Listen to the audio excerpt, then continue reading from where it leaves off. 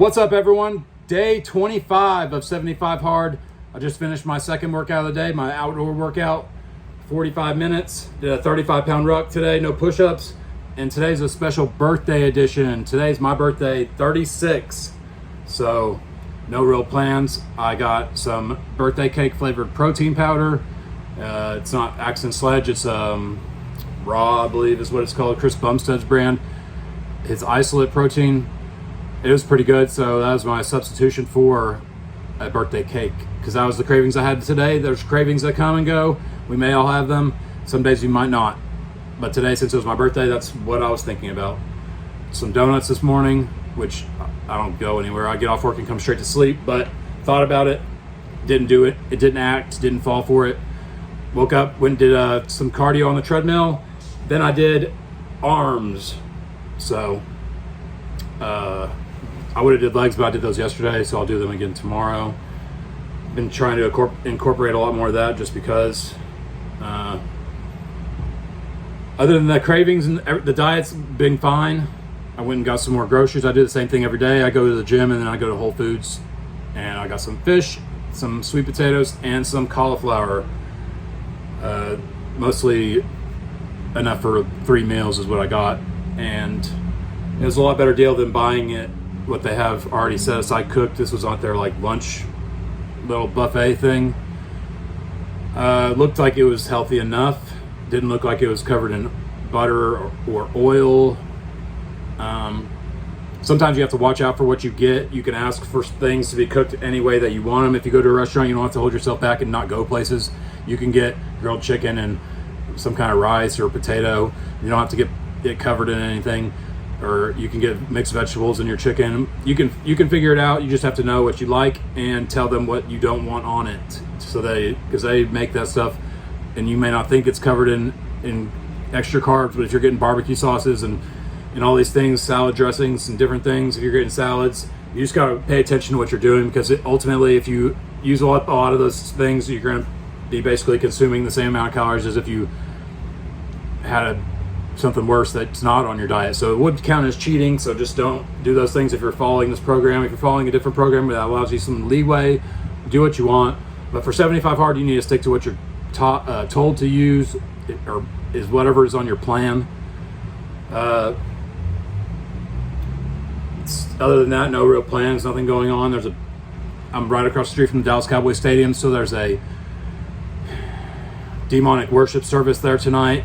Beyonce going to be there, so hopefully it stays over there and doesn't vibe in the area, change the frequency, that kind of thing going on. Stay positive, stay away from those kinds of things. If that's somebody you like, that's fine. You can like whoever you want, but I don't care for that kind of stuff. Let's see. Just got work in about an hour and 15 minutes. That's all I got for today. No other plans. Mostly today, the message I want to talk about how we need to stop holding on to things.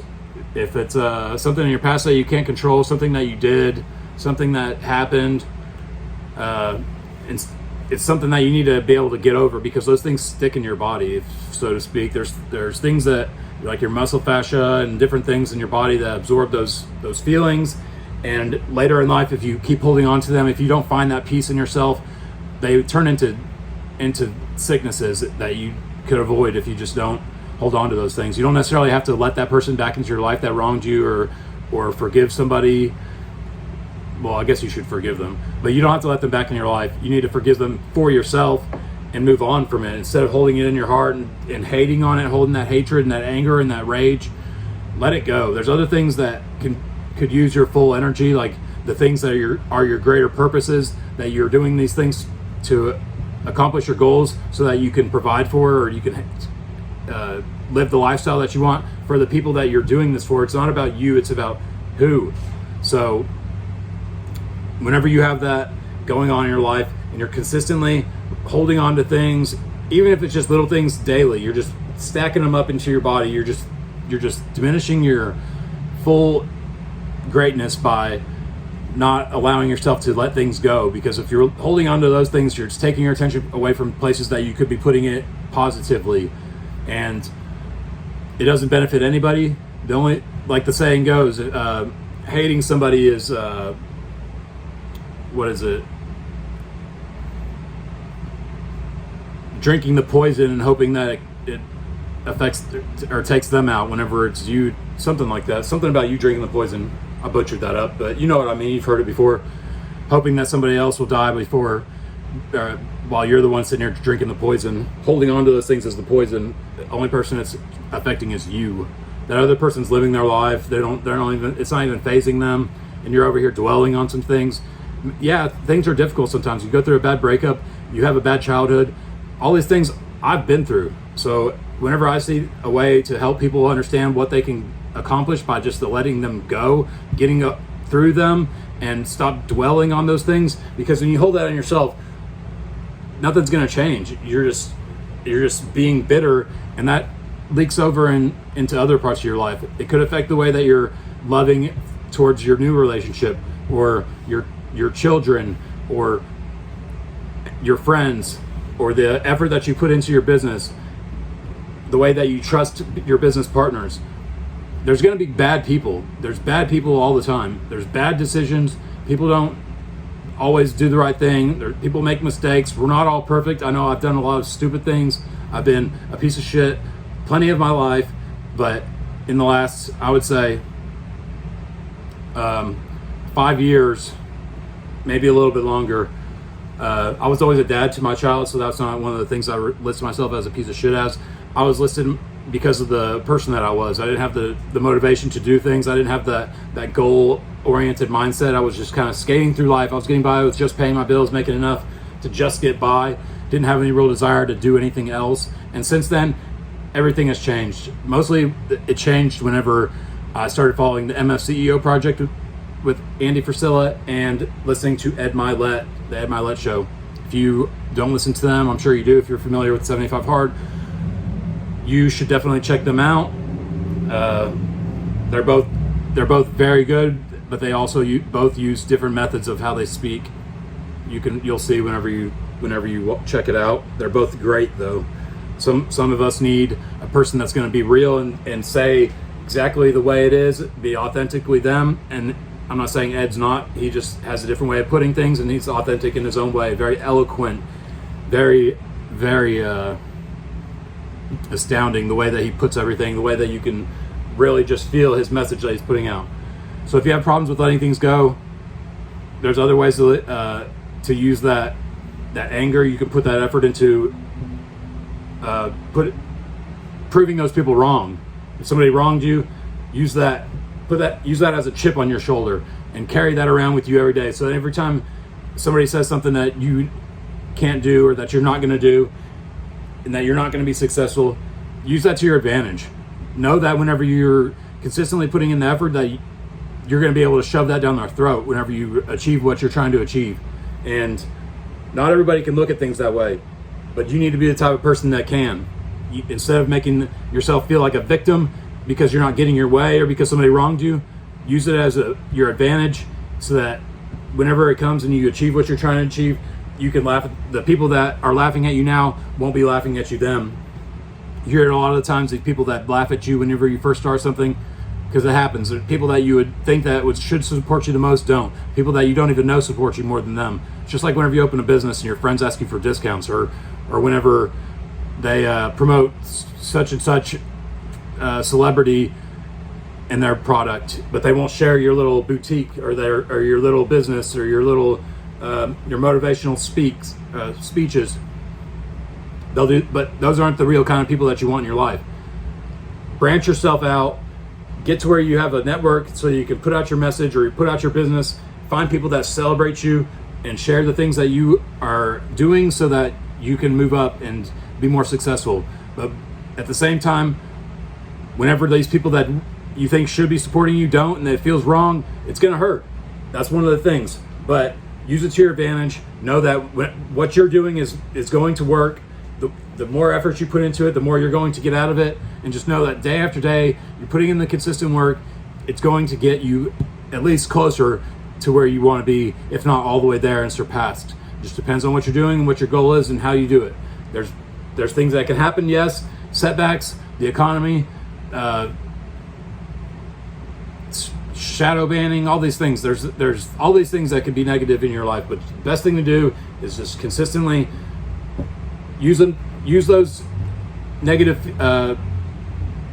words that are used against you and turn them into something that you can use to motivate you. Don't hold on to the things that other people have done to you or past things that have happened to you just because they were rough and they were difficult. There's very good examples of all the time that people who have had terrible things happen to them overcome them and then show people how to do it themselves, giving themselves out to the world, becoming the person that everybody wants in their lives, that hero, and then showing people how to do that for themselves. That's the kind of person that you need to be so you can ultimately set the best example for everybody around you. And that's I guess all I have for today. Still reading John C. Maxwell's 16 Undeniable Laws of Communication. So, like I said before, if you haven't heard, I'm reading that and working on getting my communications better. Maybe I'll be able to give better talks in this. I try to just say what's on my mind. I get through with my workout, I'm in this flow state, I want to talk about something, and this is how I'm putting it out. I'm also holding myself accountable for the program. So everything's going great, accomplishing the tasks, getting the pictures taken, reading the books, drinking the water, doing the workouts, the progress that's being made. I feel better. Today I wasn't sore really today, so that was great.